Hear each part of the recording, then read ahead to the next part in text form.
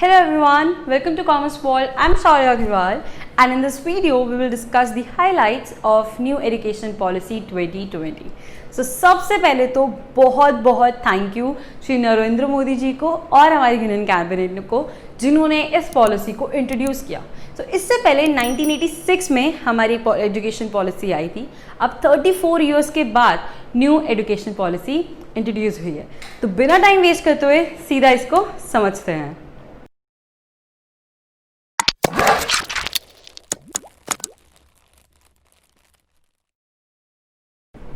So in this video we will discuss about the highlights of NEP and also how this policy is relevant for you guys.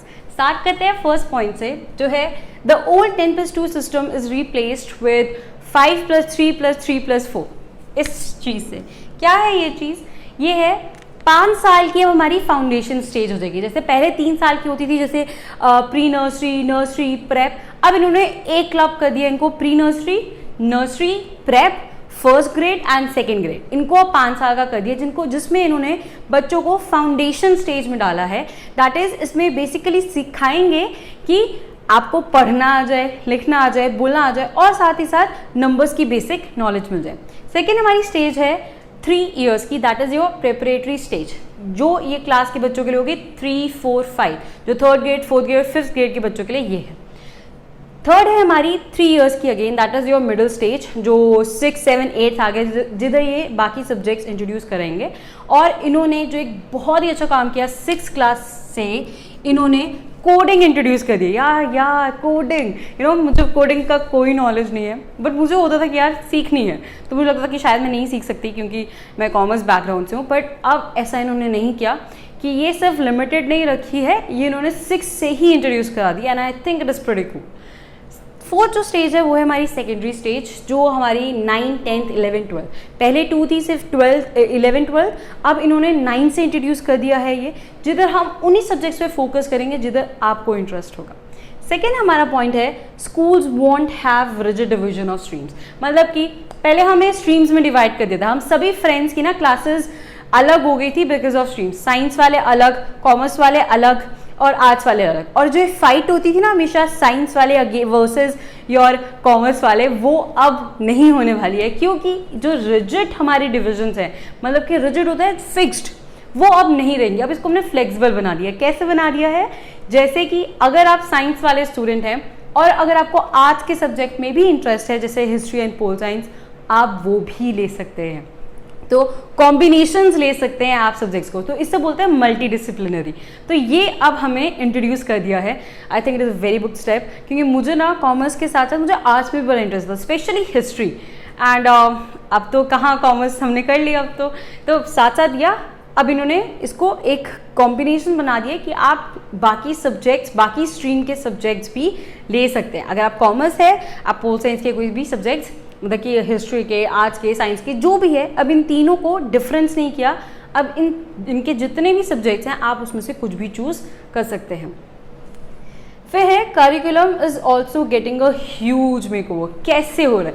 अब जो इन्होंने questions जो हमें पहले आते थे, जो हमारे एग्जाम्स होते थे, उसके पैटर्न में चेंज कर दिया है इन्होंने। अब बोर्ड को ज़्यादा एम्फेसिस नहीं दी है, मतलब कि पहले तो हमारे लिए यही होता था ना, बोर्ड एग्जाम, बोर्ड एग्जाम। तो अब ऐसा नहीं है कि बोर्ड्स ये हटा रहे हैं, लेकिन इंटरनल असेसमेंट को भी इंक्लूड कर रहे हैं। मतलब कि सिर्फ बोर्ड के मार्क्स नहीं आपके लिए वैल्यूएबल हैं, आपकी जो स्कूल में परफॉर्मेंस है वो भी इंक्लूडेड होगी। तो एक ये चेंज किया है। ऑल्सो और भी जिन्होंने एक चेंज किया है वो है ये कि आपका एग्जाम का पैटर्न वो कैसा होगा। 50% हमारे ऑब्जेक्टिव क्वेश्चंस होंगे और 50% हमारे डिस्क्रिप्टिव क्वेश्चंस होंगे। तो ये भी चेंज हुआ है। साथ ही साथ इन्होंने ये भी एम्फेसिस दी है इस चीज़ को कि जो सिलेबस है वो अब हम वही रखें जो नेसेसरी है आज के बच्चों के लिए। तो अननेसेसरी टॉपिक्स, अननेसेसरी सब्जेक्ट्स इन्होंने रिमूव कर दिए हैं।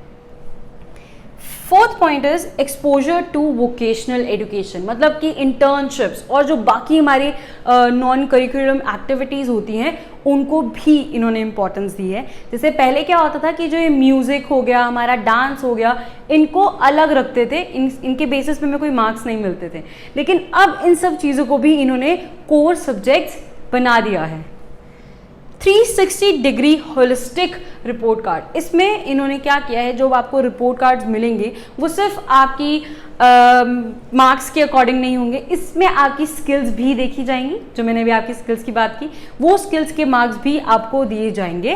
तो ये हो गया हमारा होलिस्टिक रिपोर्ट कार्ड्स, इसमें स्किल्स के ऊपर भी आपको मार्क्स मिलेंगे। तो अब शर्मा जी के बेटे के मार्क्स के साथ उसकी स्किल्स के साथ भी आपकी कंपैरिजन होने वाली है।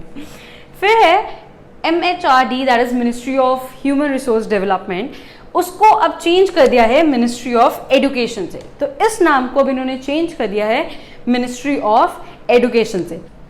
अब जो ये पॉइंट है मल्टीपल एंट्री एंड एग्जिट, इसका मतलब क्या है कि आप कभी भी कॉलेज एंटर कर सकते हो और कभी भी कॉलेज एग्जिट कर सकते हो। मतलब कि आफ्टर 1 ईयर अगर आप सोचते हैं कि आपको कॉलेज छोड़ना है तो आप छोड़ सकते हैं, और उस 1 साल के बाद आपको एक सर्टिफिकेट मिल जाएगा कि हाँ इस बच्चे ने इस 1 साल की ये कंप्लीट किया है।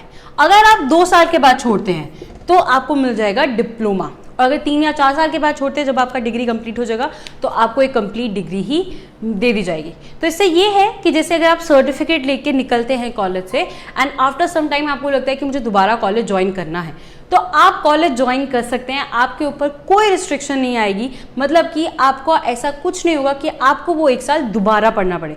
तो आपने जो मेहनत की है, आपने जो क्रेडिट्स कमाए हैं, वो आपके वेस्ट नहीं होंगे। वही क्रेडिट्स हमारे स्टोर भी हो जाएंगे और वही क्रेडिट्स हमारे ट्रांसफ़र भी कर दी जाएंगे।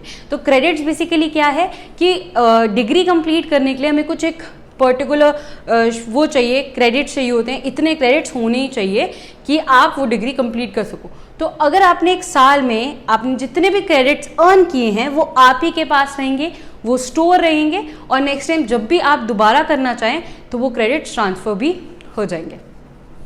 फिर है हमारा CBSE, NCERT, NCT, जो ये 3 हमारी रेगुलेटरीज थी हायर एजुकेशन की, अब इनको रिप्लेस कर दिया है एक ने, जो है हमारा HECI, जो है higher education council of India. अब इसको इन्होंने रिप्लेस कर दिया है इस चीज़ से।